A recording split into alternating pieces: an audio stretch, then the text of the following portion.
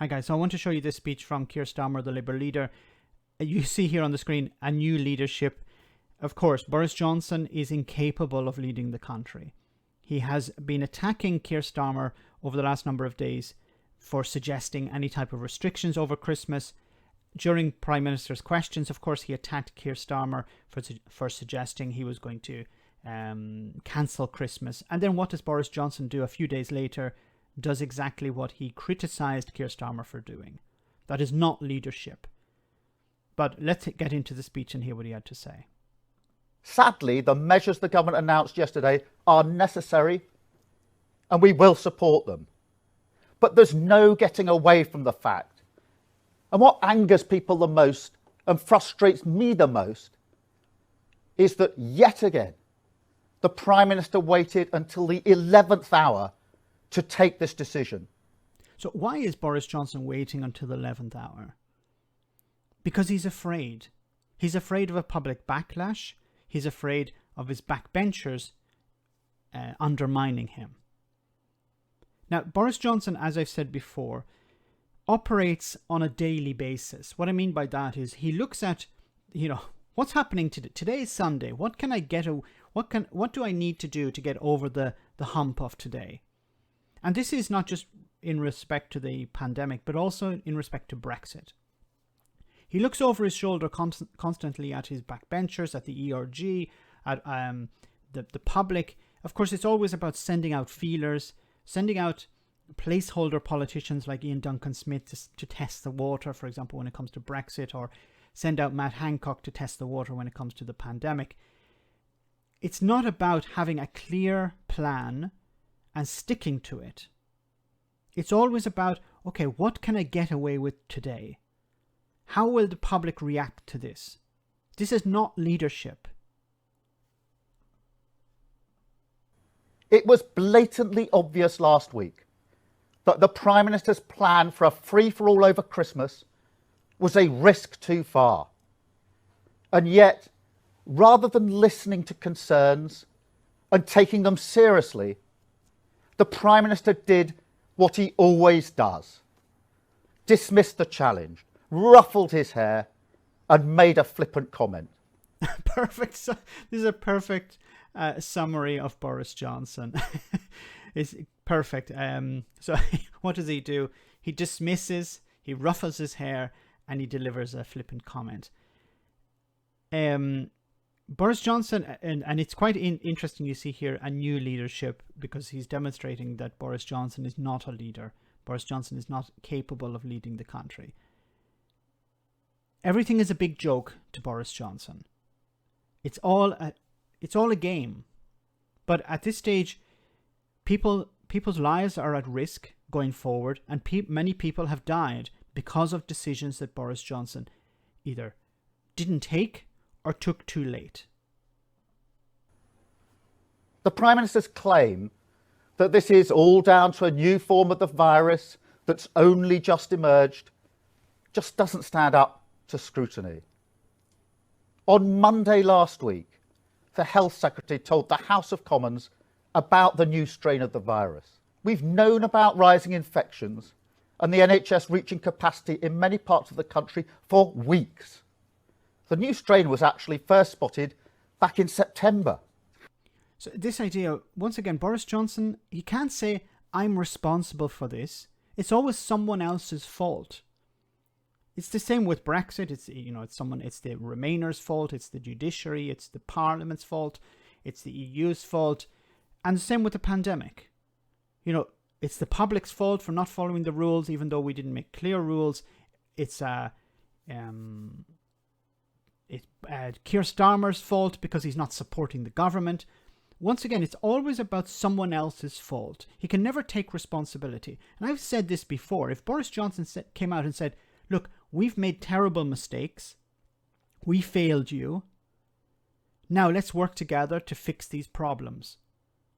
But he's incapable of doing that. I don't know if it's something just related. I don't know if it's something limited to Boris Johnson or if it's something profound within the Conservative Party. Never take responsibility.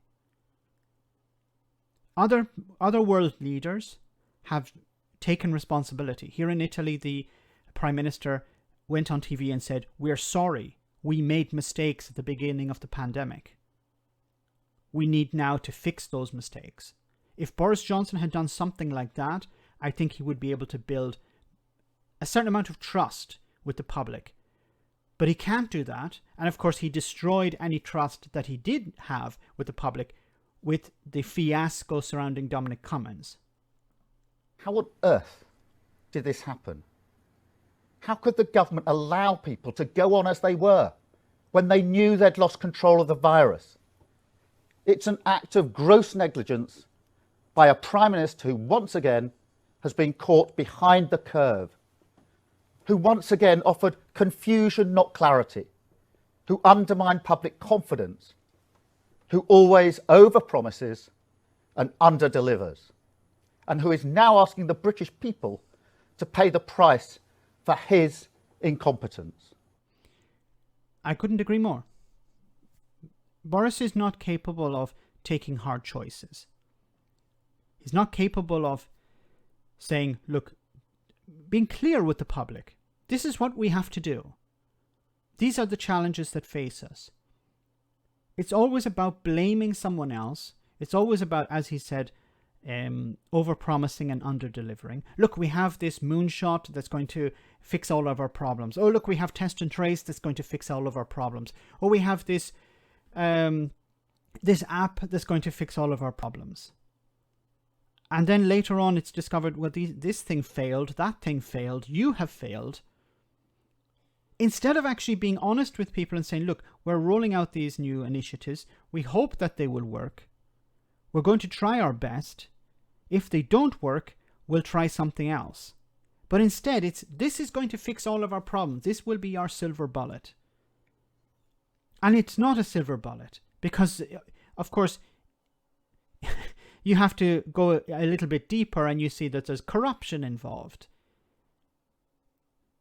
I've said this before, if the government were truly convinced about the problem, if they truly cared about dealing with this pandemic, they wouldn't have handed out contracts to Tory donors or to their friends or to their neighbours in the case of Matt Hancock.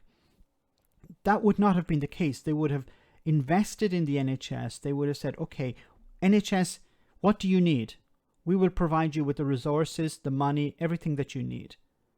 We won't hand out contracts to people who are incapable of providing PPE, for example. We will work with companies, even though they're not Tory donors, that actually can provide PPE.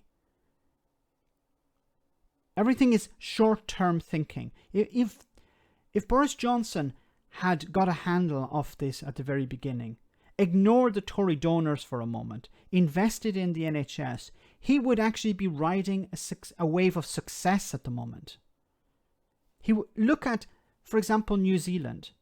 The Prime Minister of New Zealand, more popular now than since the beginning of the pandemic. Boris Johnson, the absolute opposite. Donald Trump, the opposite. People who dealt with it correctly are more popular now, are likely to be re-elected. Those who made an arse of it are not going to be. Now, Boris Johnson making an arse of all of this is a problem for Boris Johnson, but it's a bigger problem for the general public because they have to suffer the consequences. So let me know in the comment section, guys, what you thought of this speech. As always, your comments are greatly appreciated. Thanks a lot.